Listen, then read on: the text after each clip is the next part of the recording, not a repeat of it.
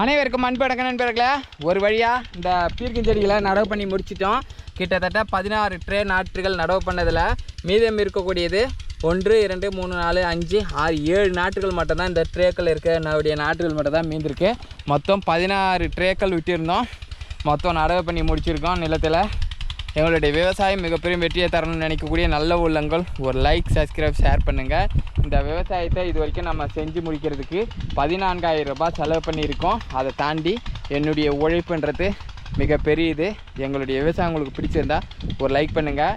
இந்த செடிகளை நடவு பண்ணுறது வரைக்கும் அந்த நிலத்தை உழவு பண்ணுறதுக்கு கிட்டத்தட்ட 15 நாட்கள் நமக்கு தேவைப்பட்டிருக்கின்றதான் உண்மையாக விஷயம். இந்த 15 நாட்களுக்கு என்னுடைய உழைப்பை, என்னுடைய குடும்பத்தினுடைய உழைப்பை நம்ம கணக்கு பண்ணாமல் பார்த்தா 14,000 சொல்கிறோம். தயவு செஞ்சு புரிஞ்சுக்கோங்க.